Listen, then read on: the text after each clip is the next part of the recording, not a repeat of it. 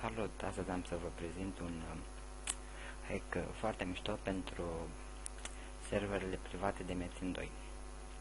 Acesta se numește Cheat Drop Hack și o să ne folosim de hack-ul prezentat în video anterior pentru a folosi drop hack-ul. Și am să vă arăt cum. O să înțelegeți cum totul după ce o să vă arăt. Așa. Chiar nu-i nimeni să uitați aici 1, 2 de fapt care să ne omoare. Avem nevoie să fim morți pentru a utiliza modul Ghost. Hai fă proastă, omor mai repede. Așa. Dăm pe Ghost. Haide, fă ce ai. Deci am dat pe Ghost. Stăm aici. Am cont de level mai mic.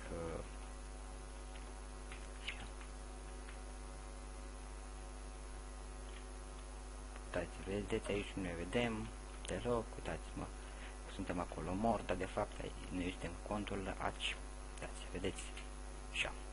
Și am uitat să vă menționez ceva în videoul anterior, Ghost hack-ul durează 2 minute. Așa, acum intrăm cu un injector. Așa, și uitați, acesta este hack-ul drop.dll. Injectăm. Așa, aici scriem numele clientului care este deschis, de exemplu, Metin 2 client.bin, dar noi aici avem Start Windows, așa. Aici, deci, pentru a vedea ce de la aveți, dați click de asta pe bara de jos și Start Text Manager și o să-l găsiți acolo. Copiați numele și îl puneți aici. Și eu o să-l copiez direct din fișier, cu tot punct exe.bin, nu contează, puneți cu punctul după el. Scriem numele și dăm OK. Ne-a apărut această căsuță la aceste două scrisuri. Le bifăm. Așa. Și aici îl dăm la fast. Așa. Comun. S-ar putea să se ducă Ghost-ul, dar nu-i nimic. O să-l mai facem o dată. Hai să dăm un reînvie. Uitați, aici o să ne reînvie că vreau să facem Ghost-ul din nou. Dacă mai avem cum să-l facem din nou.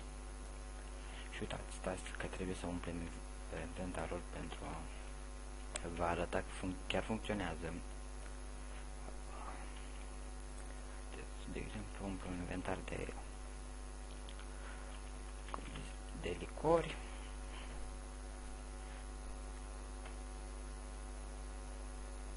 Hai că Ghost hack-ul nu o să-l mai folosesc acum, dar voi ar fi indicat să-l folosiți, că o să vă ajute foarte mult, o să vedeți, puteți fura foarte mult cu el. Dăm aici cadou, așa, da, dați, vedeți, ne-au căzut acestea pe jos, cu numele pe ele, avem drop hack-ul pornit, ne ducem lângă ele. Da, și am uitat să vă menționez ceva. Trebuie să fiți în grupă cu cineva pentru a vă funcționa. Uitați, dăm invitația grupă tot 2. Haide,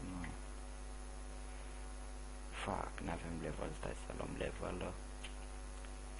Că trebuiește level. Așa, uitați, ne-au căzut și mai multe iteme. Dăm invitația grupului. Așa, dăm ok, da. Și uitați cum fură totul. Uitați-vă și voi. Uitați, deci nu contează al cui este numele. Dar vedeți, fură automat. Deci este un hack foarte tare. Și Ghost-ul, vă ziceam să-l folosiți. O să vă învăț cum să-l folosiți. Deci dacă voi vă jucați un Metin, să zicem PVM sau tot un PvP clasic ca acesta și ați văzut că trebuie să bați dragonul pentru a spica ghiare și balanțe, știți, și pică foarte greu, pică câte una la dragon, sunt mulți play. Vă duceți V5, vă băgați într-un colț, să vă lăsați omorâți de acei mob din V5, dați Ghost, vă duceți lângă dragon, așteptați să-l omoare, Pac, imediat a luat balanța, nimeni nu v-a văzut pentru că sunteți ghost, ei vă văd mort în colțul acela și gata, ați rezolvat treaba. Hack-ul este foarte bun și foarte mișto. Fac, chiar sunt pe liber.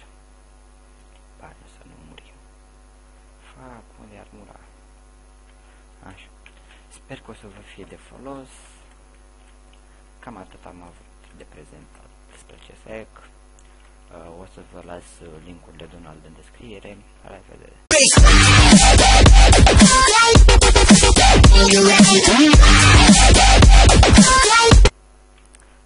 Salut! Astăzi am să vă prezint un hack foarte mișto pentru serverele private de Metin 2. Acesta se numește Cheat Drop Hack. Și o să ne folosim de hack-ul anterior, prezentat în video anterior, pentru a folosi drop hack-ul. Și am să vă arăt cum. O să înțelegeți cum totul după ce o să vă arăt. Așa. Chiar nu-i nimeni să uitați aici 1, 2 de fapt care să ne omoare. Avem nevoie să fim morți pentru a utiliza modul Ghost. Hai, fă proastă, omor mai repede. Așa. Dăm pe Ghost. Haide, fă ce ai. Deci am dat pe Ghost. Stăm aici.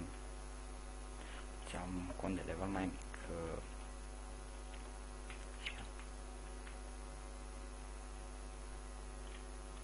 Uitați, vedeți aici, nu ne vedem deloc, uitați-mă. Suntem acolo mort, dar de fapt noi suntem contul aici. Uitați, vedeți? Așa. Și am uitat să vă menționez ceva în videoul anterior. Ghost hack-ul durează 2 minute. Așa. Acum intrăm cu un injector. Așa. Și uitați, acesta este hack-ul drop.dll.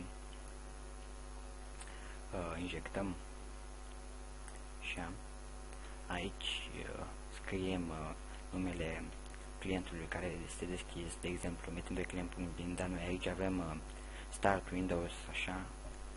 Aici, deci, pentru a vedea ce de la aveți, dați click de data pe bara de jos și Start Text Manager și o să-l găsiți acolo. Copiați numele și îl puneți aici. Și eu o să-l copiez direct din fișier, cu tot .exe.bin, nu contează, puneți cu punctul după el. Scriem numele și dăm OK. Dar ne-a apărut această căsuță, la aceste două scrisuri, le bifăm.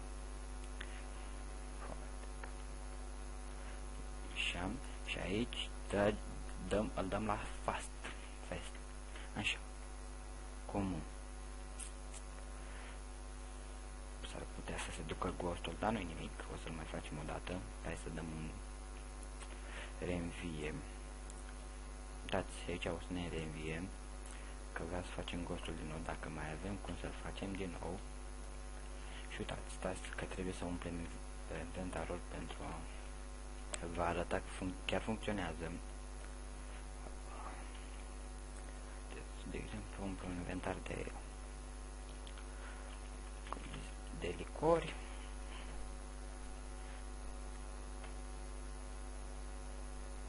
Hai că Ghost hack-ul nu o să-l mai folosesc acum, dar voi ar fi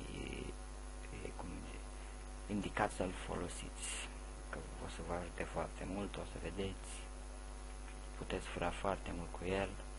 Dați, dăm aici cadou, așa, da, dați, vedeți, ne-au căzut acestea pe jos, cu numele pe ele, avem drop hack-ul pornit, ne ducem lângă ele.